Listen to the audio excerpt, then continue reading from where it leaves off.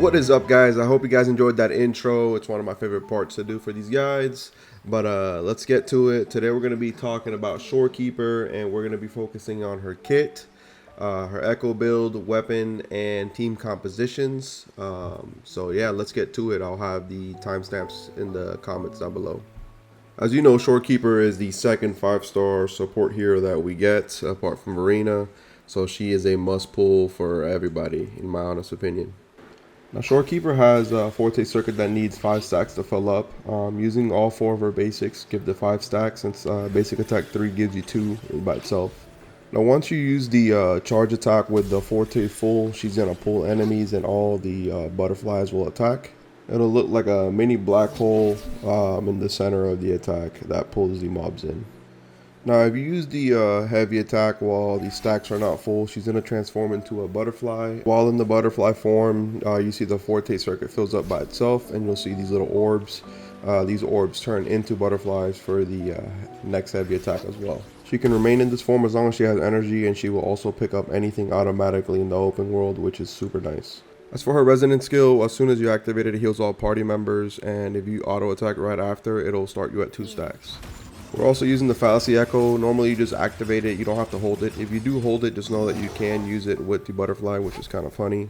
But the main reason we use the Echo is for the energy regen, and you can see it's active by the little lightning and squares flying around you.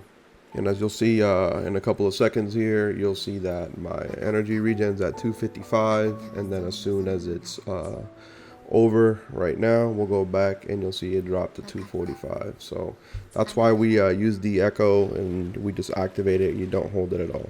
Now, for the last part and the most important part of her kit, we're going to be talking about her ultimate, or her Resonance Liberation. This ultimate comes in 3 stages.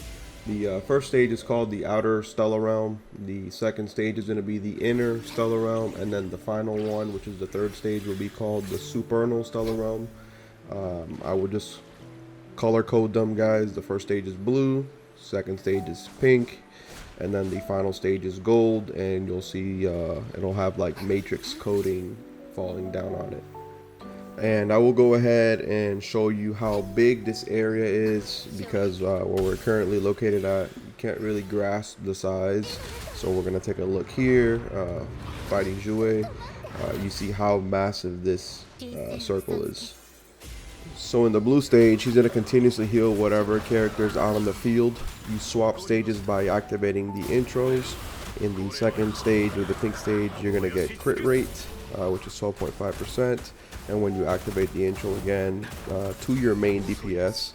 And in this stage, he gains 25% crit damage on top of the 12% crit rate from the previous stage, plus he heals in it.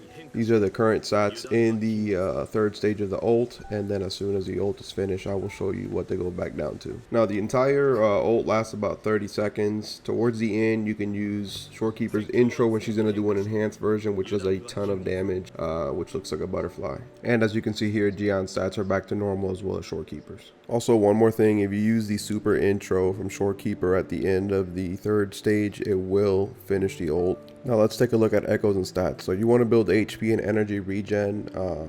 You want your energy regen to be at 230%. By using the Fallacy Echo and her own skill, she can get to 250% energy regen, which is the cap. So if you're using the Fallacy Echo instead of the turtle, you only need 230% energy regen. So I'm actually a little bit overboard. For the main stat for the Fallacy Echo, I'm using HP, which is the other main stat you want to focus, and you want double HP rolls for your substats. For the 3 costs, you want an energy regen and an HP main stat for the second one. If you don't have a weapon, or you're struggling to getting the energy regen, you can run 2 energy regen instead, but it's preferably to run the HP just so she's super tanky, which helps with her healing.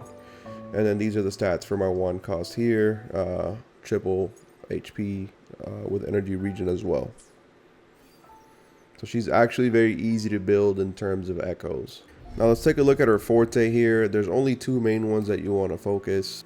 All the way at the top here, we have self-gravitation, which is going to give you that extra 10% energy regen, which I was talking about.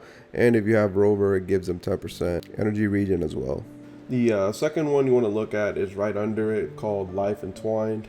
If your character takes a fatal hit, Shorekeeper prevents them from dying and heals them for 50% of her HP, which is massive. If your Shorekeeper has around 40k HP like mine, that means the character will fully heal.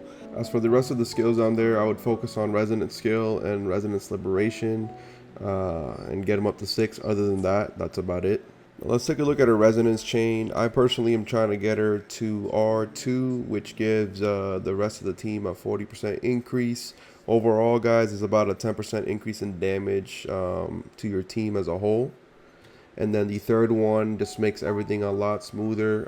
But to be honest, guys, Shorekeeper does not need any dupes at all. This is kind of like min-maxing. And then the last couple ones are just for her damage, which is pretty useless. But the main ones would be the R2 and R3 in my opinion. R1 is also very good.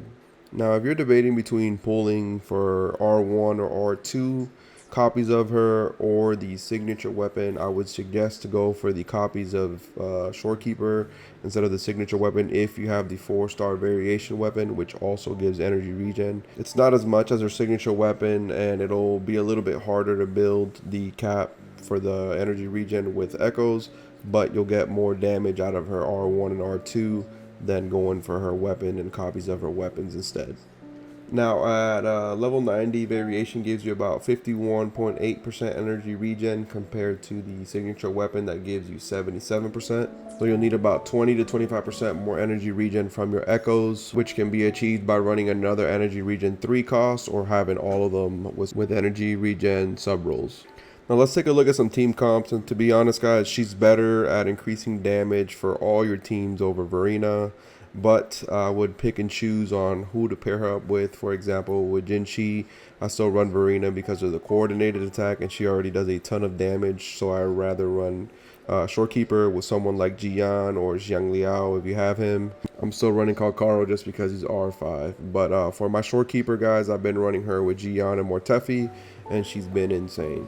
Keep an eye out for a future video comparing her and Verena. Both characters actually have their pros and cons, and I'll take a bit of a dive into that in the next video. But anyways, guys, like and subscribe. Check out my other guides and my channel. I'll play other gachas. This is DBZeni. Peace.